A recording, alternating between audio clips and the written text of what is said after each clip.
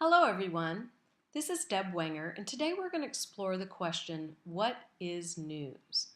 So when we think about news, obviously it's based on information, but not all information rises to the level of news.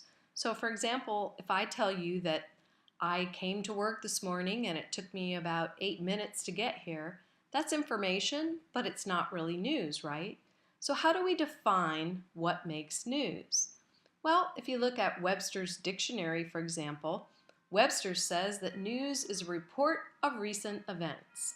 Okay, so that gets at part of what helps us determine how information becomes news. It means that there has to be some element of recency or timeliness. But what's tricky about that definition? Why doesn't that fully help us figure out what information becomes news? Well, it's really too broad, right? I mean, if you think about all the things that you learned today, not all of them are actually news. So one of the things that journalists have to figure out is, with all that information available to us now via social media, discussions with friends, news releases from companies, government reports coming out, the tons of information that's created every day, not all of it can become news. So what journalists have done over the years is develop a set of newsworthiness criteria. So essentially, these are little tests that help journalists determine whether a piece of information actually rises to the level of a news story. And of course, there are many, many criteria that you can use, and depending on what type of news organization you're involved with, the criteria might change a bit here and there. But I think there are a few universal criteria that we're going to talk about today that will apply in just about every news environment. Perhaps the most important newsworthiness criterion is audience, knowing who you're trying to reach. This is so essential for you to be able to determine what information is worth becoming a news story for your news outlet. So for example, think about the audience for ESPN. If LeBron James does something amazing at the game on Saturday night, that's going to make ESPN's newscast, right? But it may not show up in the Oxford Eagle weekly newspaper, for example. And why is that? Because the audiences are very different for those two news organizations. That doesn't mean that LeBron James scoring 120 points in one game isn't newsworthy. But what it means is, when you know who you're trying to serve and what type of information that audience is coming to your publication for, that helps you evaluate whether the information you've learned is a legitimate criterion to use to determine whether or not it's a news story. Second on our list is the idea of proximity, so where a news event occurs. Now, in general, the more local something is, the more likely it is that it'll be relevant to your audience and it will become newsworthy. So, for example, if there's a 10-car pileup in Birmingham, that probably won't get reported by the stations in Memphis. But if there's a 10-car pileup on Poplar Avenue and 6 people are hurt, if the news crews can get there, it probably will end up on the Memphis newscast. So the more local something is to your news organization, the more likely it is that it can be used as a criterion to determine whether information has become news. Now, certainly there are exceptions. Think about this summer and the events in Ferguson, Missouri, for example. Even though that's many hundreds of miles away from us, that became a news story really around the nation and around the world. So there are times when you think about it, and I'm sure you could name a few more, where something happens internationally or nationally or 5 states away that is still relevant and important. But in general, the more local something is, the more likely it is that you can use that as a criterion to determine whether or not it's newsworthy. The third criterion is timeliness. So when did the story happen? Now, in general, the more recent the news, the more likely it is to have news value. And of course, there are some exceptions. So, for example, just because there's a fire in a dumpster behind Proud Larry's tomorrow night doesn't mean that that's more important and should be covered over something that happened in the morning when the mayor determined that we need to increase the price of parking on the square once again. So just because something has just happened doesn't always mean that it is going to be more newsworthy. But the fact of the matter is that we come to news outlets, especially those online or in broadcast or social media, to find out what's the latest on what's happened. So sometimes the fact that something has just occurred makes it potentially more newsworthy than something that happened earlier, but not always. There's also the concept of impact. So how many people within your audience, and remember that different audiences are going to have, different news organizations, are going to have different audiences. So how many people within your audience does it affect, and to what extreme? So if you think about the healthcare initiative that sometimes gets called Obamacare, that affects thousands and thousands and thousands of people, right? And so most news organizations devoted at least some coverage to new information that has come out about the healthcare plan.